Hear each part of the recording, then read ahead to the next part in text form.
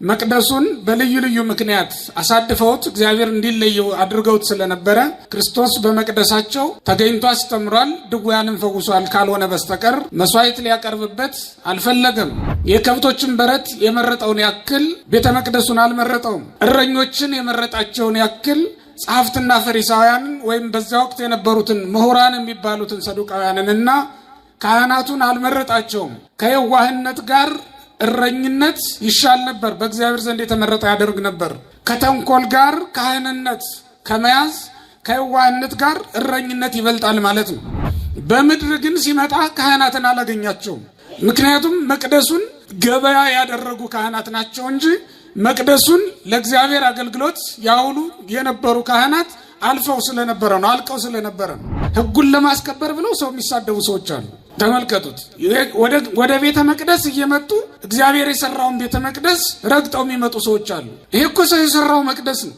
እግዚአብሔር የሰራው መቅደስ ደግሞ የሰው ልጅ ነው። የሰውን ልጅ ንቆ ረግጦ ጠቅጥቆ ሰው ወደ ሰራው መቅደስ መጥቶ እግዚአብሔር ማምለክ አይቻልም። ክርስቲያኖች ለቀደሙ ሰዎች አትግደል ተባለ። ኢየሱስ ክርስቶስ ደግሞ የለም መግደል ብቻ አይደለም እንዳታስበው፣ እንደውም በወንድም ላይ በከንቱ እንዳትቆጣለ። ኢየሱስ ክርስቶስ ኃጢአትን ከስሯ ስለመንቀል ያስተምረናል ይላል ትርጓሜ ወንጌል። ሙሴ ደግሞ ዛፉን ቅርንጫፉን ከነፍሬው ስለመቁረጥ ያስተምረናል ይላል። የዛፍ ስር አለው እንደምታውቁት፣ ከዚያ ደግሞ ግንድና ቅርንጫፍ አለ። የኃጢአትም ስር ግንድና ቅርንጫፍ አላት። ተመልከቱ። የኃጢአት ስር አላት፣ እሱም ሐሌዮ ይባላል። ለኃጢአት ግንድ ደግሞ አላት፣ እሱም ነቢብ ይባላል ወይም መናገር ይባላል። ለኃጢአት ቅርንጫፍ አላት፣ እሱም ደግሞ ገቢር ይባላል ወይም ማድረግ ማለት ነው። በስውር ያደረግነው ስራ ወዴት አለ ወገኖቼ? ተሰውረን እንበላለን፣ ተገልጠን ደግሞ እንጾማለን። ተሰውረን እንተኛለን፣ ተገልጠን ደግሞ እንጸለያለን። ተሰውረን ኃጢአት እንሰራለን፣ ተገልጠን ወደ ቤተ እግዚአብሔር እንመጣለን። ተሰውረን እናመነዝራለን፣ ተገልጠን እንደ ድንግል እንታያለን። ተሰውረን ሰው እንገላለን፣ ተገልጠን ደግሞ ሰው እንደሚያድን ሰው እንሰራለን።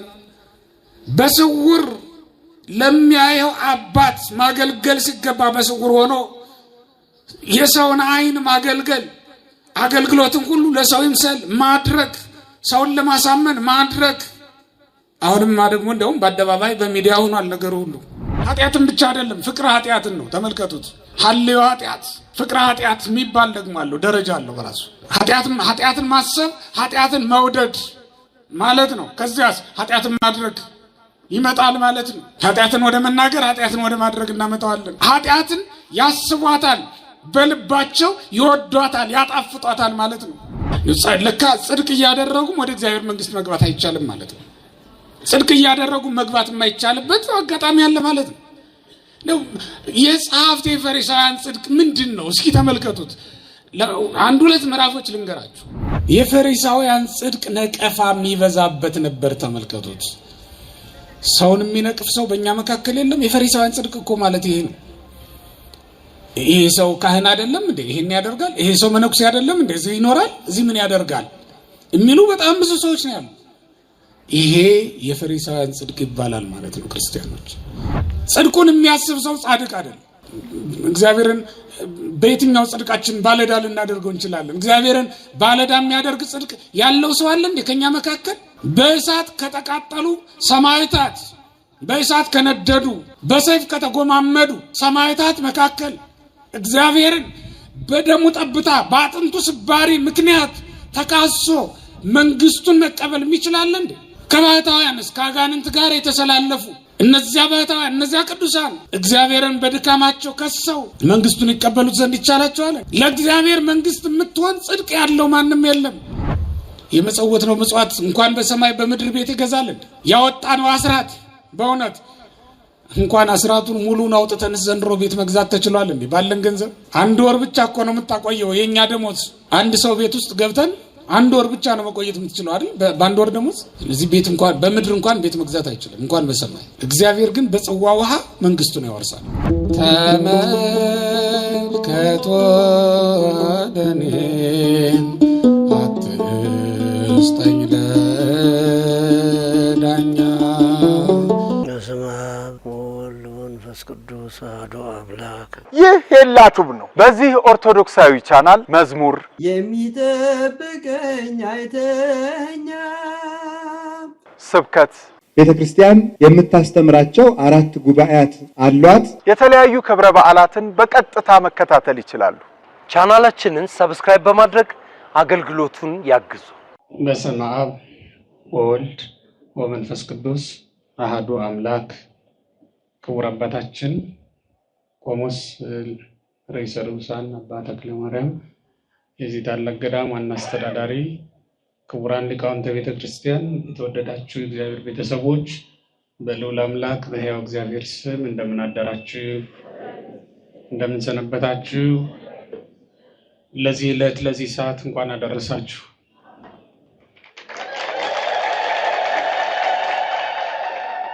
ሰማያትን በጥበቡ የሰራ ምድርንም በኃይሉ ያጸና በሰማይም በምድርም የሚኖረውን ፍጥረት ሁሉ መግቦ የሚያኖር የፈጠረውን ፍጥረት ፈጥሮ የሚገዛ ፈጥሮ የሚመለክ ከሱ በቀር ሌላ አምላክ የሌለ መንግስቱ የማታልፍ የዘላለም መንግስት ያለው ሕያው ባህርይ ልዑል አምላክ ሕያው እግዚአብሔር ስለማይነገር ስጦታው ስሙ ለዘላለም የተመሰገነ ይሁን። ለእመይ ፈድፈደ ጽድቅክሙ ጸሐፍት ወይም ፈሪሳውያን ይትበጉ ውስተ መንግሥተ እግዚአብሔር። ጽድቃችሁ ከጸሐፍትና ከፈሪሳውያን ካልበለጠ ወደ እግዚአብሔር መንግስት አትገቡም። የማቴዎስ ወንጌል ምዕራፍ 5 ቁጥር 20 ላይ የሚገኘውን ቃል መነሻ አድርገን እንማራለን። የጠራንና የሰበሰበን በመቅደሱ ያቆመን የአባቶቻችን አምላክ እግዚአብሔር በመቅደሱ ተገኝቶ ይቅር እንዲለን የምንማረውን ትምህርትን በልቡናችን እንዲያሳድርብን የእግዚአብሔር ቅዱስ ፈቃዱ ይሆንልን።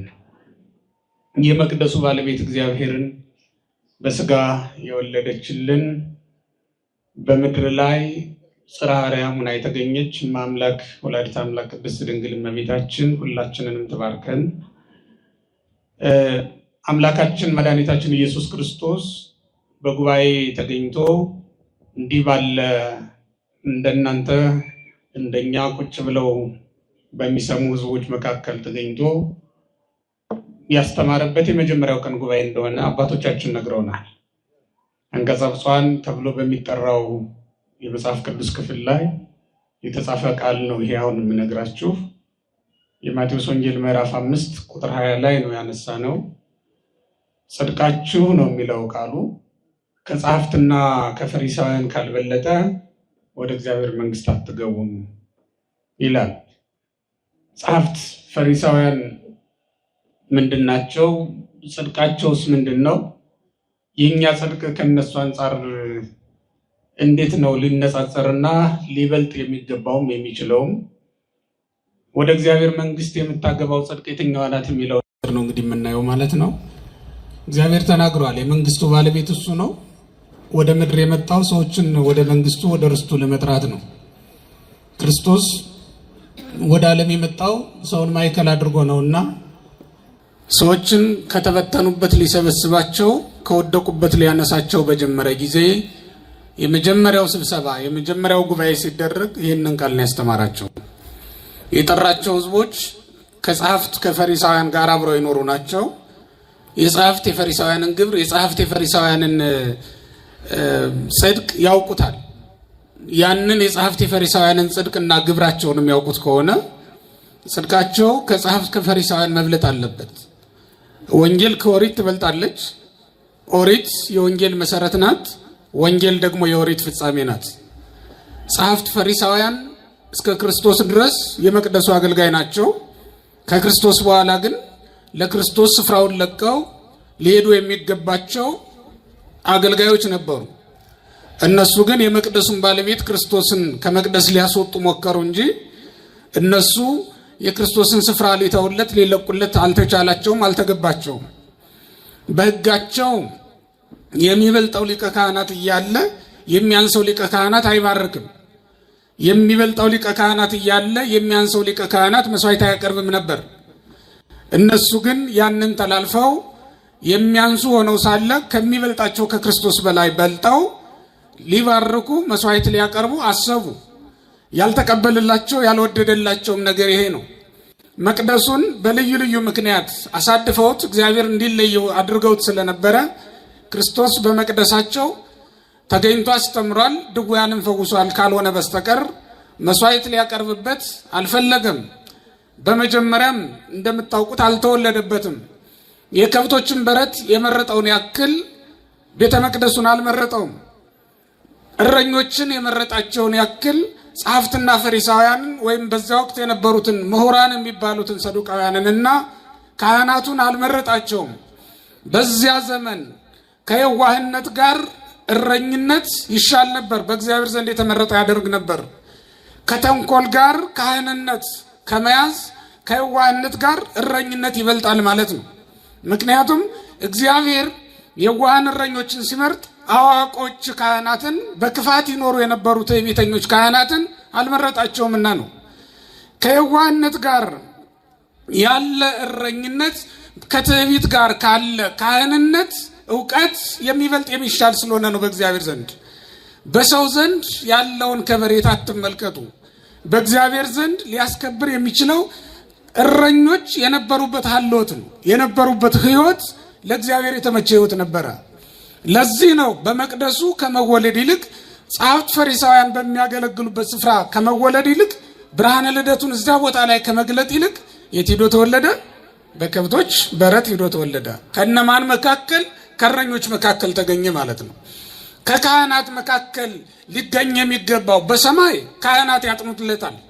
24ቱ ካህናት 24ቱ ሽማግሌዎች የሚላቸው ቅዱስ ዮሐንስ በራእዩ ምዕራፍ 4 ላይ እንደምትመለከቱት ከቁጥር 1 ጀምራችሁ እስከ ቁጥር 4 ድረስ ስንመለከት እስከ ቁጥር 8 ድረስ ስንመለከት የሰማይ ካህናት ማጠኛቸውን ይዘው ያጥኑለታል፣ አክሊላቸውን አውልቀው ይሰግዱለታል፣ ያመሰግኑታል። በምድር ግን ሲመጣ ካህናትን አላገኛቸውም። ምክንያቱም መቅደሱን ገበያ ያደረጉ ካህናት ናቸው እንጂ መቅደሱን ለእግዚአብሔር አገልግሎት ያውሉ የነበሩ ካህናት አልፈው ስለነበረ ነው፣ አልቀው ስለነበረ ነው። ስለዚህም በእነሱ መካከል ምንም ነገር ሳያደርግ ቀረ ማለት ነው። እነዚህን ነው እንግዲህ ካልበለጣችኋቸው ጽድቃችሁ ከነሱ ካልበለጠ ወደ እግዚአብሔር መንግስት አትገቡም ይላል። የጸሐፍት የፈሪሳውያን ጽድቅ ወደ እግዚአብሔር መንግስት አያገባም ማለት ነው። ተመልከቱት። ወደ እግዚአብሔር መንግስት የማያገባ ጽድቅ ይዘን ከመኖር እግዚአብሔር ይሰውረን። እነሱ እኮ አገልግለናል ብለዋል። በእነሱ ዘንድ እነሱ እኮ አዋቆች ነንና ሕጉን ፈጽመነዋል፣ ትእዛዙን ጠብቀናል ብለው ያስባሉ። ወደ እግዚአብሔር መንግስት ግን የሚያስገባውን ጽድቅ ገና አላገኙትም ነበር ማለት ነው። ተመልከቱት። እኛ ሕጉን የፈጸምን ይመስለናል፣ ትእዛዙን ያደረግን ይመስለናል። ግን የምንስታቸው ትእዛዛት በጣም ብዙ ናቸው። ክርስቲያኖች በደንብ ማስተዋል ይገባናል። በሚገባ በጥንቃቄ ነው ስርዓተ አምልኮን መፈጸም ያለብን እንጂ ሕጉን የፈጸምን መስለን ሕጉን እንስታለን። ሕጉን ትእዛዙን ያከበርን መስለን ትእዛዙን እንጥሳለን። እንዲህ አይነት አጋጣሚዎች በጣም ብዙ ናቸው። ሕጉን ለማስከበር ብለው ሰው የሚሳደቡ ሰዎች አሉ። ተመልከቱት። ወደ ቤተ መቅደስ እየመጡ እግዚአብሔር የሰራውን ቤተ መቅደስ ረግጠው የሚመጡ ሰዎች አሉ። ይሄ እኮ ሰው የሰራው መቅደስ ነው። እግዚአብሔር የሰራው መቅደስ ደግሞ የሰው ልጅ ነው። የሰውን ልጅ ንቆ ረግጦ ጠቅጥቆ ሰው ወደ ሰራው መቅደስ መጥቶ እግዚአብሔርን ማምለክ አይቻልም። ክርስቲያኖች በሚገባ ሆነን ስርዓተ አምልኮ መፈጸም እንዳለብን ነው የሚያሳየው ይሄ መጽሐፍ። ከጸሐፍት ከፈሪሳውያን ካልበለጣችሁ ነው የሚለው። ልብ በሉ፣ ጽድቃችሁ ነው የሚለው። ለዛው ጸሐፍት ፈሪሳውያን ምንድነው ጽድቃቸው ትሉኝ እንደሆነ ከቁጥር 21 ጀምሮ ይዘረዝርላችኋል። የማቴዎስ ወንጌል ምዕራፍ 5 ነው የምላችሁ። ከቁጥር 21 ጀምሮ ያለውን ስትመለከቱት ሰማዕክሙ ዘተባለ ለቀደምትክሙ ይላል። ለቀደሙ ሰዎች ምን እንደተባለ ሰምታችኋል። ለቀደሙ ሰዎች የተባለላቸው የምግባር ኃጢአትን እንዲከላከሉ ነበር። ለአሁኖቹ ደግሞ የተባለው የሐልዮ ኃጢአትን ጭምር እንዲከላከሏት ነው የተባለው። ተመልከቱት። አዘዞሙ ከመ ይግበሩ ግብረ ኃጢአት፣ በትርጓሜ ወንጌል ላይ እንደተቀመጠው የኃጢአት ስራን እንዳይሰሩ አዘዛቸው ሙሴ። ለምን? ሙሴ የውጩን እንጂ የውስጡን ስርዓት ስላልሰራላቸው ነው። ሙሴ እንደ እግዚአብሔር ልብን የሚመረምር ኩላሊትን የሚፈትን ስላልነበረ ነው። ስለዚህ ሙሴ የሚታየውን ስርዓት ሰራላቸው። የማይታየውን ስርዓት ደግሞ የሚሰራው ሊቀ ካህናት ኢየሱስ ክርስቶስ አዲሱ ሙሴ መጥቶላቸዋል።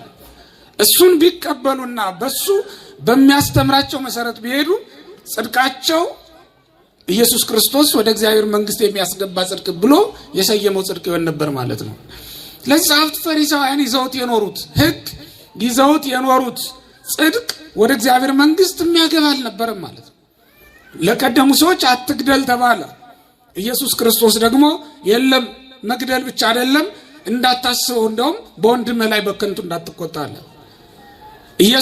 ኢየሱስ ክርስቶስ ኃጢአትን ከስሯ ስለመንቀል ያስተምረናል ይላል ትርጓሜ ወንጌል። ሙሴ ደግሞ ዛፉን ቅርንጫፉን ከነፍሬው ስለመቁረጥ ያስተምረናል ይላል። የዛፍ ስር አለው እንደምታውቁት፣ ከዚያ ደግሞ ግንድና ቅርንጫፍ አለ። የኃጢአትም ስር ግንድና ቅርንጫፍ አላት። ተመልከቱት። የዛፍ ስር እንዳለው ሁሉ ግንድ እንዳለው ሁሉ ቅርንጫፍ እንዳለው ሁሉ ኃጢአትም ሶስት ወገን ናት። በሶስት ወገን ትፈጸማለች ማለት ነው። ዛፍ ሶስት ወገን አለው ብያችኋለሁ አይደል? ምን አልኳችሁ? ንገሩኝ አንድ ላይ። ስር፣ ግንድ እና ቅርንጫፍ አለው። ተመልከቱት። ይሄ ሁሉ አንድ ላይ ሆኖ ምን ይባላል? አንድ ግንድ ነው አይደል? ወይም አንድ ዛፍ ነው የሚባለው። ስሩ የጸና እንደሆነ ግንዱ ይቆማል። ግንዱ የቆመ እንደሆነ ቅርንጫፉ ፍሬ ይሰጣል ማለት ነው። ከዛ በኋላ ራሱን እያባዛ ነው የሚሄደው፣ አይጠፋም ዘሩ ማለት ነው በምድር ላይ። ኃጢአትም ልክ እንደዚያ ናት።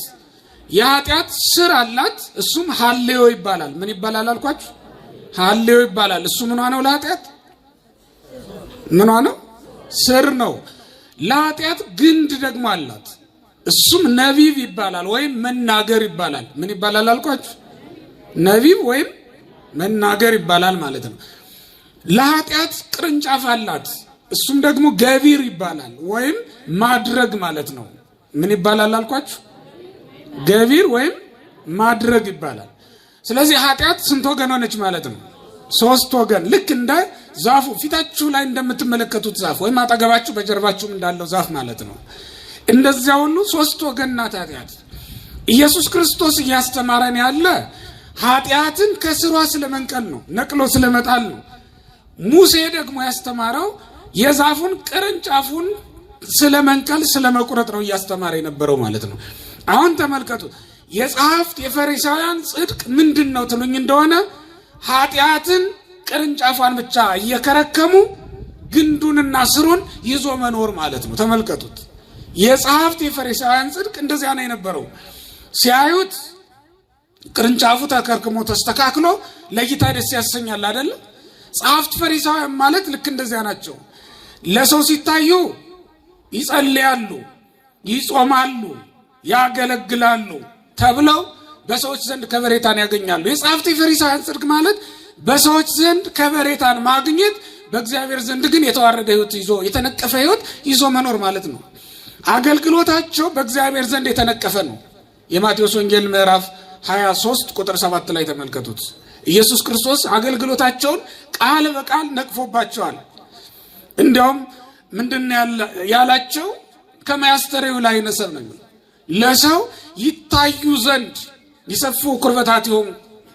በቃ ጎልጎታቸውን ይሄ መጻፋቸውን አሸንክታባቸውን ዘርግተው ይታያሉ። ለሰው ይታዩ ዘንድ ነው የሚለው፣ ከልባቸው አይደለም።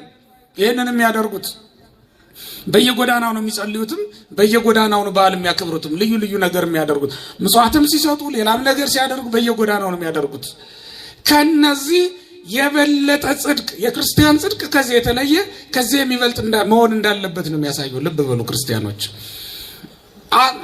አድራጎታቸው ለሰዎች የሚያደናግር ስለነበረ ሰዎች ያከብሯቸዋል። ከማይበልጎ ሙሰ መምህራን ነው አቦ አቦ ይሏቸው ዘንድ መምህራን ይሏቸው ዘንድ ለሰው ለመታየት መስለው ለመታየት ጥረት ያደርጋሉ። ዛሬም ድረስ የሚገርማችሁ ነገር ጸሐፍት ፈሪሳውያን ወይም የነሱ ልጆች በየጎዳናው እየጸለዩ ነው የሚሄዱት። መጽሐፍ ይዘው እየጸለዩ ዘርግተው ነው የሚጓዙት ማለት ነው። እስከዚህ ድረስ ግብዞች ነበሩ። ይሄንን ጾም፣ ይሄንን ጸሎት፣ ይሄንን አገልግሎት ደግሞ ክርስቶስ ነቅፎታል። ለዚህ ነው በማቴዎስ ወንጌል ምዕራፍ 6 ቁጥር 1 ላይ ኢትኩኑ ከመመደሏን እንደ ግብዞች ሰዎች አትሁኑ። ምጽዋትም ስታደርጉ፣ ጸሎትም ስታደርጉ፣ ሌላም ነገር ስታደርጉ እንደ ግብዞች ሰዎች አታድርጉት። ለሰው መታየት ነው አንዱ ግብዝነት። ለሰው ይምሰል ብሎ ማድረግ ነው አንዱ ግብዝነት። የእግዚአብሔር ቤተሰቦች ጽድቃችሁ ከፈሪሳውያን ከጸሐፍት ከሰዱቃውያን ካልበለጠ ማለት አንዱ ይሄ ነው። የምናደርገውን አድራጎት የምንሰራውን ስራ ሁሉ ሰው ይልን ይወቅልን ብሎ አለማድረግ፣ በስውር ስናደርግ የሚያየን አባት በሰማይ አለ ብሎ ማድረግ ይገባናል። በስውር ያደረግነው ስራ ወዴት አለ ወገኖቼ? ተሰውረን እንበላለን፣ ተገልጠን ደግሞ እንጾማለን። ተሰውረን እንተኛለን፣ ተገልጠን ደግሞ እንጸልያለን። ተሰውረን ኃጢአት እንሰራለን፣ ተገልጠን ወደ ቤተ እግዚአብሔር እንመጣለን። ተሰውረን እናመነዝራለን፣ ተገልጠን እንደ ድንግል እንታያለን። ተሰውረን ሰው እንገላለን፣ ተገልጠን ደግሞ ሰው እንደሚያድን ሰው እንሰራለን። በስውር ለሚያየው አባት ማገልገል ሲገባ በስውር ሆኖ የሰውን አይን ማገልገል፣ አገልግሎትን ሁሉ ለሰው ይምሰል ማድረግ፣ ሰውን ለማሳመን ማድረግ። አሁንማ ደግሞ እንደውም በአደባባይ በሚዲያ ሆኗል ነገሩ ሁሉ። የትንፉ ቀርነ በቅድሜክሙ የተባለው እኮ ይሄ ነበር። ነጋሪት ጎስማችሁ ሰው ሰብስባችሁ አታድርጉ። የማቴዎስ ወንጌል ምዕራፍ 6 ላይ የተጻፈው ቃል ነበር የተባልነው። እኛ ግን በተቃራኒው አደረግነው። ወገኖቼ እግዚአብሔርን መቼ ነው የምናከብረው? በሕይወታችን ያዘዘንን ትእዛዝ የምንፈጽመው ሕጉን የምናከብረው መቼ ነው በሕይወታችን? ወገኖቼ ያላደረግናትን የእግዚአብሔርን ትእዛዝ ያልፈጸምናትን ሕጉን እየፈለግን በማድረግ ፋንታ እኛ ግን እየፈለግን ያልፈጸምናትን ኃጢአት ስንሰራ እንውላለን። በተቃራኒ መንገድ ነው የምንሄደው። እኛ ከእግዚአብሔር ትእዛዝ በተቃራኒ መንገድ እንሄዳለን። እግዚአብሔርም የስነ ፍጥረትን መንገዳቸውን ከኛ በተቃራኒ በኩል አደረገ። ከኛ ፍላጎት፣ ከኛ ፈቃድ፣ ከኛ ቁጥጥር፣ ከኛ ስልጣን በተቃራኒ ያደረገው። ስነ ፍጥረት አባቶቻችን ገዝተውት ነበር የኖሩት። በበጋ ዝናብ አዝንበዋል። ተመልከቱት። በበጋ ዝናብ አዝንበዋል። በበጋ ስንዴ ዘርተው አብቅለዋል። እና አቡነ እነ ታዲዮስ ሐዋርያው በግራር ላይ ስንዴ አበራየው። ጌዴዎን ከመሳፍንት አንዱ መጽሐፈ መሳፍንት ምዕራፍ 6 ላይ እንደምናነበው ከሰማይ ጠል ይውረድልኝ ባለ ጊዜ ጠል ከሰማይ ወርዶለታል። ምድርን የሚያረስ ጸምሩን የሚሞላ ቢጨመቅ ጋን የሚሞላ ጸምሩ ላይ ጠል ወርዶለት ነበር ይላል። ይህንን አድርገዋል። ስነ ፍጥረትን ያዘዙታል ነበረ። እኛ ግን ስነ ፍጥረትን ማዘዝ የሚችል ስልጣን የሌለን ሆነናል። የእግዚአብሔርን ትእዛዝ በሻርን ቁጥር ስልጣናችንን እንቀማለን። ክርስቲያኖች በነገራችን ላይ እንደ ሰው ደካማ የለም በዚህ ምድር ላይ። ግን ደግሞ እንደ ሰው በሁሉም ነገር ላይ የሰለጠነ ማንም የለም። ተመልከቱት። ዝሆን ግዙፍ ነው፣ ሰው ግን ታናሽ ነው። ትልቁን ዝሆን ሰው ይገዛዋል። አንበሳ ኃያል ነው፣ ሰው ደግሞ ደካማ ነው። ኃያሉን አንበሳ የሰው ልጅ ያስረዋል፣ ይዞ ይመራዋል። ነብር ፈጣን ነው፣ የሰው ልጅ ደግሞ ዝግተኛ ነው፣ ዘገምተኛ ነው። ከነብር አንጻር ሲታይ ነው። ተመልከቱት። ፈጣኑን ነብር የሰው ልጅ ሩጦ ይቀድመዋል። ይህ ሁሉ የሆነው ግን እግዚአብሔር ሰውን በነገሮች ሁሉ ላይ ስላሰለጠነው ነው። በዚህ ምድር ላይ እንደ ሰው ደካማ ምን አለ? እንደ ሰው ድሃ ምን አለ? በእውነት ይህን ሁሉ ድህነት ይዘን እኛ ግን እንታበያለን። ሀብት በሌላቸው ሰዎች ላይ እንሳለቃለን። ድሃ ከካም ብለን እንሳደባለን። ምንም አንለዋለን። ግን እንደ ሰው ድሃ አለ? ራቁቱን የተወለደ ወይም ራቁቱን የሚወለድ እኮ ሰው ብቻ ነው። ታውቃላችሁ? ሌላው ሁሉ ልብሱን ለብሶ ነው የሚመጣው። እንስሳቱ፣ አራዊቱ ልብሳቸውን ለብሰው ይመጣሉ። እንደ ሰው ራሱን የሚያድንበት መከላከያ የሌለው እኮ ፍጥረት የለም። እንስሳቱ፣ አራዊቱ ቀንዳቸው፣ ጥፍራቸው አብሯቸው ነው፣ ከነሱ ጋር ነው። ሰው ግን ራሱን የሚያድንበት ምንም ነገር የለውም። ስለዚህ እንደ ሰው ድሃ አለ? እንደ ክርስቲያኖች ምድርን ተጠግቶ የምድር ጥገኛ ሆኖ የሚኖር ፍጥረት እኮ ነው። ምድርን በልቶ ምድርን ለብሶ የሚኖር ፍጥረት እኮ ነው። ያለበሰውን የለበሰው ይነቅፈው ዘንድ ይንቃው ዘንድ በእውነት የለበስከው ራሱ አፈር አይደለም እንዴ? የለበስነው ልብስ እኮ መልኩ ነጭ መሆኑን አትመልከቱ የእግዚአብሔር ቤተሰቦች። ነጭ የሆነው ከአፈር የተገኘው ጥጥ እኮ ነው። እሱም አፈር ነው። አፈር ላይ ብንጥለው ነገ ተመልሶ ወደ አፈርነት የሚለወጥ ነገር ነው። ተመልከቱ። አፈር ለብሶ ምንም ባልለበሰ ሰው ላይ እንዴት ሊታበይ ይችላል? አንድ ሰው ክርስቲያኖች፣ ይሄ ሊሆን አይችልም። እንደ ሰው ምንም ድሃ የለም። ምናልባት በውድ ዋጋ የተገዛ የወርቅ ጌጥ የወርቅ ጉትቻ አድርገን ሊሆን ይችላል ዛሬ የምንወጣው። ምንም ጌጥ በሌላቸው ሰዎች ልንሳለቅ ግን በፍጹም አንችልም። ምክንያቱም ያ በውድ ዋጋ የገዛ ነው ወርቅ ከምድር ውስጥ የተገኘ ራሱ አፈር ነው። መልክ ያለው አፈር፣ ቀይ አፈር እኮ ነው፣ ሌላ ነገር የለውም። አፈር አንጠልጥሎ በሰው ላይ መታበይ ምንድን ነው? በእውነት የለበስነው ልብስ ያጠለቅነው ጌጥ ሊያኮራን ይችላል? በፍጹም ባይድ ነገር ነው። ሰዎች አውልቀው ቢወስዱት የገሌ ነኝ የማይል ደካማ ነው። በዚህ ልንታበይ በፍጹም አንችልም፣ አይገባንም። ከጸሐፍት ከፈሪሳውያን መብለጥ ማለት እንዲህ ስናደርግ ነው። ክርስቲያኖች ኃጢአትን ከስሯ ነቅለን ስንጥል ክርስቶስ ያስተማረን ይሄንን ነው። ክርስቶስ ሰማረን ከመተት መልአም ስሯ ነው የሚለው። ክርስቶስስ ያስተማረን ምንድነው ትለኝ እንደሆነ ኃጢአት ከስሯ ትነቀል ዘንድ ነው። እሱን ነው የሚያስተምረን። ኃጢአትን በውጭ አይደለም ሰው እንዳያያት ማድረግ አይደለም፣ እግዚአብሔርም እንዳያያት አድርጎ ማጥፋት። ከፈሪሳውያን መብለጥ ማለት ይሄ ነው። በልብ ያዝከውን ቂምና በቀል ሰው ላያዩ ይችላል፣ እግዚአብሔር ግን ያውቀዋል። ታዲያ ከጸሐፍት ከፈሪሳውያን ያልበለጠ ጽድቅ ይዘህ ስትመላለስ ከመቼ ድረስ ትኖራለህ? አዎ እኛ በምናየው ጻድቅ ነው ብዙ ሰው፣ እኛ በምናየው መልካም ነው፣ በጎ ነገር የሚያደርግ ነው። እኛ የምናየው ስንመጸውት ነው። መስረቁን የት እናውቃለን? እዚህ ሲመጸውት ያየነው እዛ ሄዶ አለመስረቁን በምን እናውቃለን? በምንም ልናውቅ አንችልም። እዚህ የሚመጸውት እዛ ደግሞ የሚሰርቅ፣ እዚህ ደግሶ የሚያበላ እዛ ደግሞ እንደገና በተዘዋሪ በልዩ ልዩ መንገድ የሰው ገንዘብ የሚበላ ሊሆን ይችላል። ምን እናውቃለን? ክርስቲያኖች ጽድቃችን ከጸሐፍት ከፈሪሳውያን ጽድቅ መብለጥ አለበት። ይሄ ማለት ኃጢአትን ከስሯ ነቅሎ መጣል ማውጣት ይገባል። ከልባችን ማጥፋት ይገባል ከልባችን። ምክንያቱም ልባችን የእግዚአብሔር ቃል ሊዘራበት የተዘጋጀ ልዩ ማሳ ነው። እግዚአብሔር ዘሩን ሊያስቀምጥበት ያዘጋጀው ቦታ ነው፣ የከበረ ቦታ ነው። ልብህን ለእግዚአብሔር ስጠው፣ እሱ ዓለምን ይሰጣል። ልብህን ለእግዚአብሔር ስጠው፣ ሁሉን ጠቅልሎ ላንተ ያስገዛሃል። እንዲያስቡ እስኪ አባቶቻችን ነገስታትን ገዝተዋል እኮ። ዳንኤል ንጉሱን አላሰገደውም እንዴ? ናቡከደነጾር ሄዶ ለዳንኤል ወድቆ ሰግዶለታል እኮ። ትንቢተ ዳንኤል ምዕራፍ 2 ላይ ተመልከቱት። ወድቆ ንጉሱ ሰገደለት፣ በግንባሩ ተደፍቶ ነው የሚለው እንደው መጽሐፍ ቅዱስ አጽንኦት ሰጥቶ ነው የሚናገረው። አንተ ለእግዚአብሔር ልብህን ብትሰጥ ሌላውን ሁሉ ላንተ ይሰጣል እግዚአብሔር። ልብህን ለእግዚአብሔር ብታስገዛ፣ ልብሽን ብታስገዢ ሌላውን ነገር ላንቺ እግዚአብሔር ያስገዛዋል። እኛ በልጆቻችን ላይ ስልጣን የሌለን ሰዎች እንዴ የዚህ ዘመን ልጅ ብላችሁ ትተዋላችሁ አይደል? አባቶች ተመልከቱት። ለወለደህ ለእግዚአብሔር በመንፈስ ለወለደህ ለእግዚአብሔር መታዘዝ ስታቆም በስጋ የወለድከውን ልጅ ማዘዝ አትችልም ማለት ነው። ለወለደን አምላክ ታዛዦች አይደለንም፣ ታማኞችም አይደለንም። ስለዚህ ሚስትህ ልትታመን አትችልም።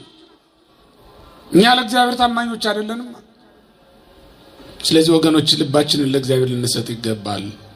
ከልባችን ኃጢአትን ነቅሎ መጣል። ኃጢአትን ነቅሎ መጣል ማለት የኃጢአት ፍቅርን ከልብ ማውጣት ማለት ነው። ፍቅር ኃጢአትን ነው። ኃጢአትን ብቻ አይደለም፣ ፍቅር ኃጢአትን ነው። ተመልከቱት። ሐሌው ኃጢአት፣ ፍቅር ኃጢአት የሚባል ደግሞ አለው፣ ደረጃ አለው በራሱ። ኃጢአትን ማሰብ ኃጢአትን መውደድ ማለት ነው። ከዚያስ ኃጢአትን ማድረግ ይመጣል ማለት ነው። ኃጢአትን ወደ መናገር ኃጢአትን ወደ ማድረግ እናመጣዋለን። ኃጢአትን ያስቧታል፣ በልባቸው ይወዷታል፣ ያጣፍጧታል ማለት ነው። አንድን ምግብ ትቀምሱታላችሁ፣ ቅምስ አድርጋችሁ ልትተፉትም ልትውጠቱም ትችላላችሁ። ብታጣጥሙት የበለጠ አንደበታችሁ ላይ እየጣፈጠ እየተመቻችሁ ነው የሚመጣው አይደል? ኃጢአትም ልክ እንደዚያ ናት። በልባችሁ ታስቧታላችሁ፣ አንድ ጊዜ ታስቧታላችሁ፣ ከዚያ ቀጥሎ ታጣፍጧታላችሁ። እየቆየች እየጣፈጠች ሰውነትን እየተቆጣጠረች ነው የምትሄደው ማለት ነው። ከዚያ ምንን ትገዛለች? ስሜትን፣ ፈቃድን ትቆጣጠራለች ማለት ነው።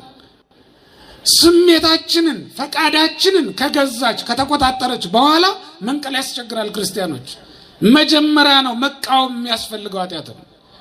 ስሜትንም ፈቃድንም ሳትቆጣጠር ፈቃድ አይምሮን ይገዛል ወይም አይምሮን በሙሉ በቁጥጥር ስር እንዲውል ያደርጋል ማለት ነው።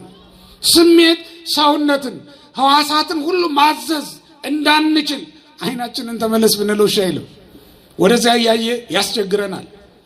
ወደ ጎመጀንለት ነገር ማየትን እናዘወትራለን ማለት ነው። ጆሮአችንም ተመለስ ብንለው ብንከድነው አይከደንልንም። ወደ አዘነበለበት ነገር ይሄድብናል ማለት ነው። ከዚያ ምን ይሆናል? ይሄ ስሜታችን አይምሮአችንን ወይም ፈቃዳችንን ለኃጢአት እንድናስገዛው ያደርገናል ማለት ነው። ተመልከቱት። ኃጢአት እንዲሆና ነው በሰው ላይ የምትሰለጥነው፣ ቅርንጫፍ የምታወጣው ማለት ነው። ዘሯን የምታባዛው እንዲህ እያደረገች ነው።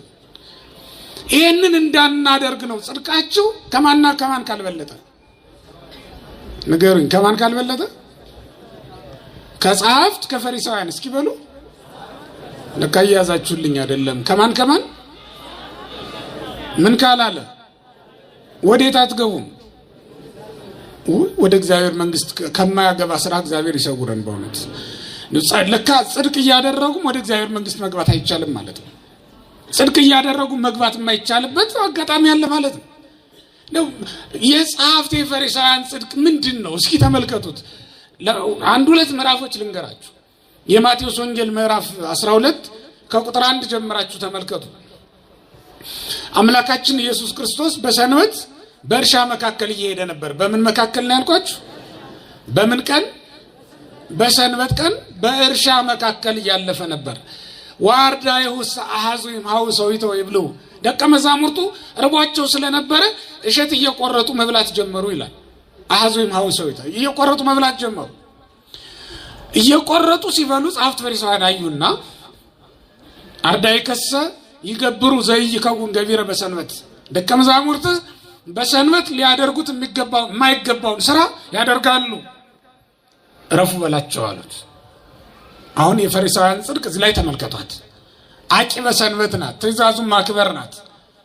ሰውን መውደድ የሚባል ሕግ አለው እግዚአብሔር። ይሄን ረስተውታል። ሰውን ማክበር፣ ሰውን ማስቀደም የሚል ትእዛዝ ነበረው። ወንድምህን ወይም ባልንጀራህን እንደራስህ ውደድ ተብሎ ተጽፎ ነበር በኦሪት ዘሌዋውያን ምዕራፍ 19 ላይ። ይሄን አላገናዘቡም። ኢየሱስ ክርስቶስ ምን አላቸው?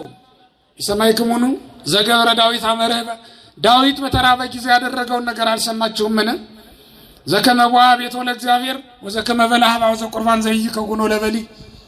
ለካህናት ብቻ ካልሆነ በስተቀር ለሱ ያልተፈቀደውን ለወታደር ያልተፈቀደውን መስዋዕት በልቷል። እግዚአብሔርም ወይኮኖ ኃጢአት፣ እግዚአብሔርም ዕዳ በደል አላደረገበትም፣ አንድ ኃጢአት አልቆጠረበትም። ለምን? ርቦት ነበርና። እግዚአብሔር የሚፈልገው ዳዊትን ማዳን፣ እነሱ ደግሞ የሚፈልጉት ሕጉን መጠበቅ ነው። ተመልከቱት። ጸሐፍት ፈሪሳውያን በሕጋቸው ሰው ሲሞት ቢያዩትም ትእዛዙን ሽረው አያድኑትም ማለት ነው። ሰውን ማዳን ከሁሉም ነገር እንደሚበልጥ ነው የሚያሳየው። ተመልከቱት። ከሁሉም ፍቅር እንደሚበልጥ ያሳየናል። ሰውን መውደድ፣ ሰውን ማስቀደም ይበልጣል ማለት ነው። ተመልከቱ። የጸሐፍት የፈሪሳውያን ሕጋቸው ወይም ጽድቃቸው ይህች ናት። የእግዚአብሔርን ትእዛዝ እንፈጽማለን ይላሉ፣ ግን የእግዚአብሔርን ትእዛዝ ደግሞ ይረሳሉ፣ ይጥሳሉ ማለት ነው። ሰውን ማዳን፣ ወንድምን መርዳት እኮ አንዱ ትእዛዝ ነበር። እንኳን ሌላውን ጠላትህንም ቢሆን ይላል በኦሪት ዘጸአት ምዕራፍ 23 ላይ ስንመለከት ለመረይ ካድገ ጸላይ ከዘታየሎ ጾሩ ይተታደው። የጠላትህ አህያ ወድቆ ብታየው እንደተሸከመ ሆኖ ሸክሙ ከላዩ ላይ ወድቆበት ብትመለከት አልፈዋትት አንሳና አድነው ብለውት ነበር።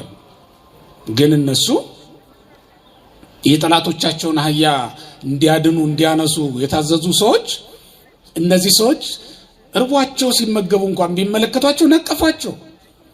የፈሪሳውያን ጽድቅ ነቀፋ የሚበዛበት ነበር። ተመልከቱት። ሰውን የሚነቅፍ ሰው በእኛ መካከል የለም። የፈሪሳውያን ጽድቅ እኮ ማለት ይሄ ነው። ይሄ ሰው ካህን አይደለም እንዴ? ይሄን ያደርጋል። ይሄ ሰው መነኩሴ አይደለም እንዴ? እዚህ ይኖራል፣ እዚህ ምን ያደርጋል የሚሉ በጣም ብዙ ሰዎች ነው ያሉ።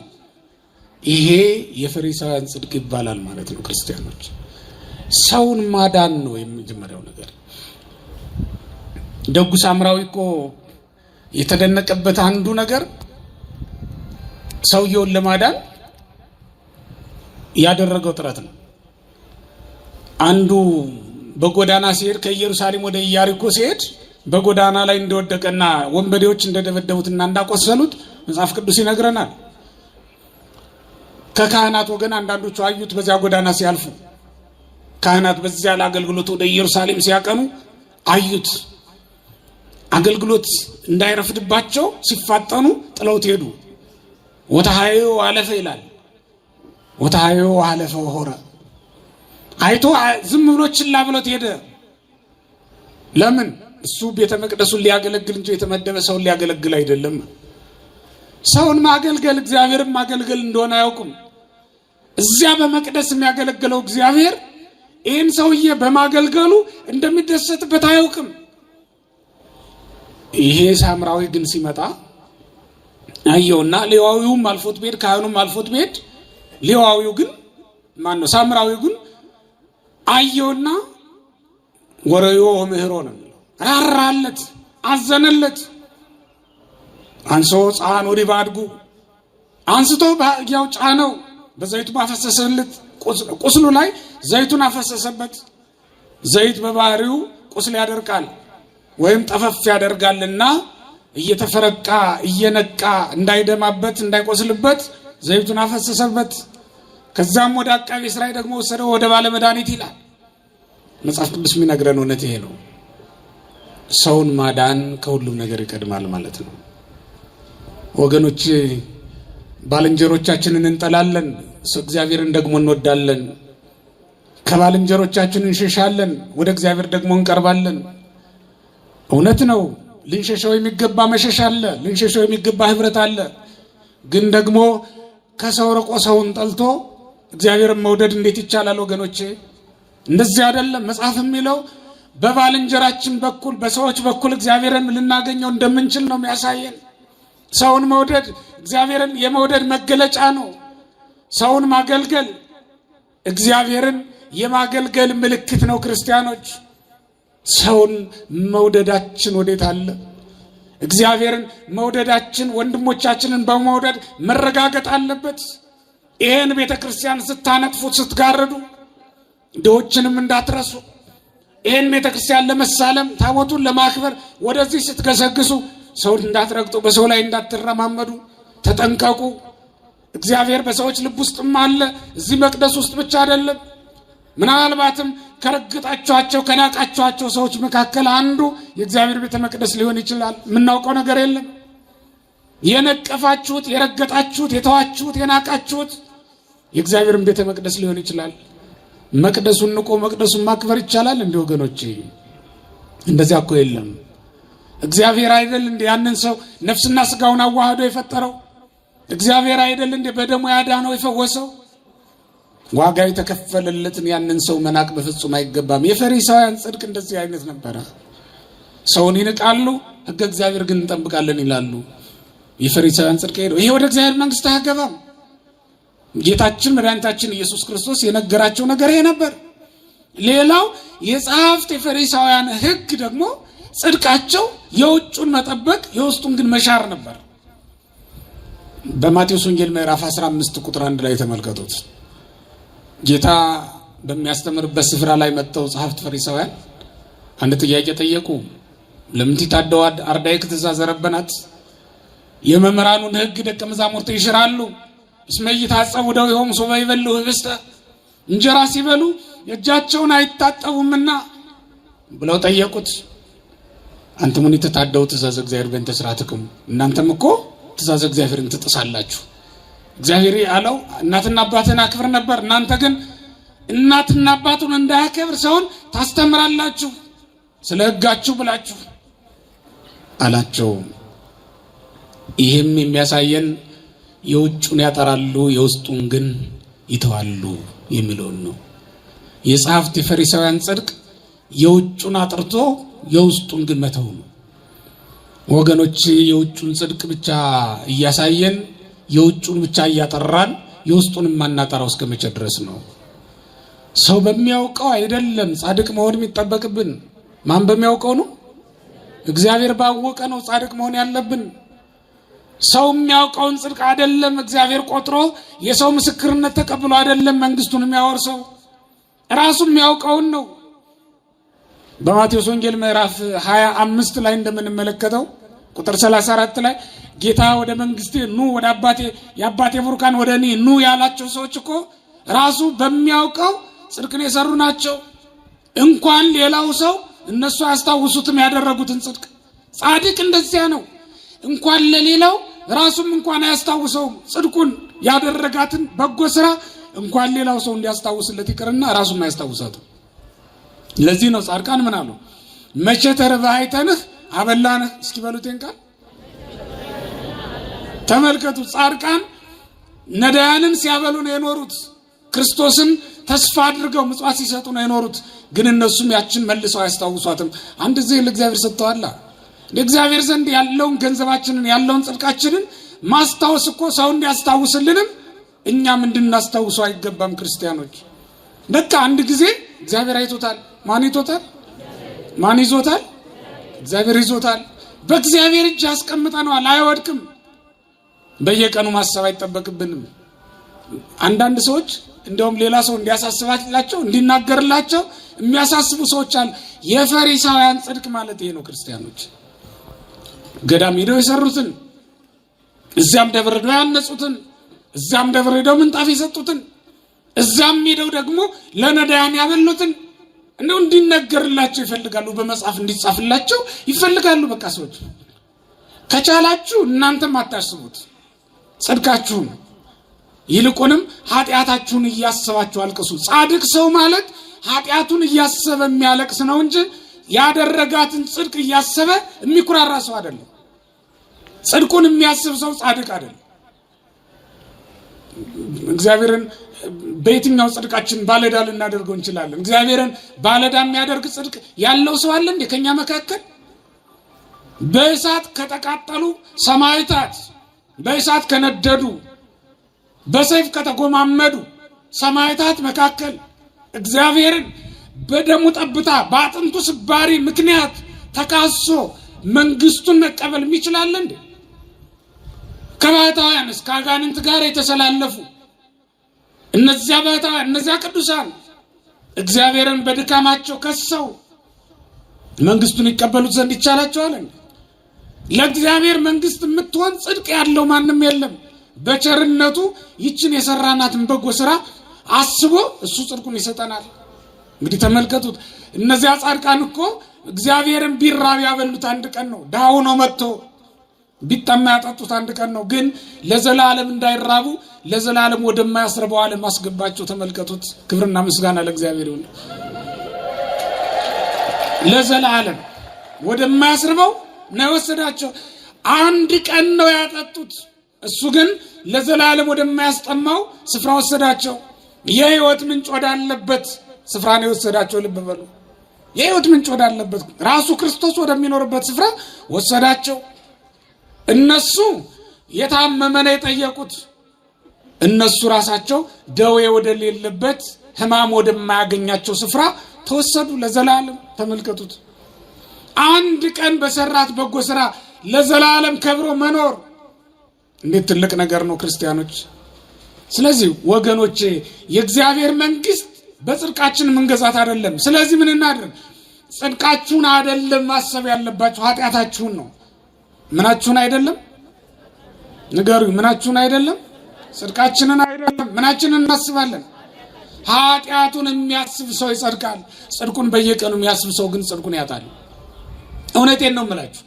ማንም ጽድቁን ቢያስባት ቢደረድራት በየቀኑ ቢስላት ቢጽፋት በእግዚአብሔር ዘንድ እግዚአብሔርን ባለዳ አድርጎ ዋጋ መቀበል የሚያስችል ጽድቅ ለማንም የለውም።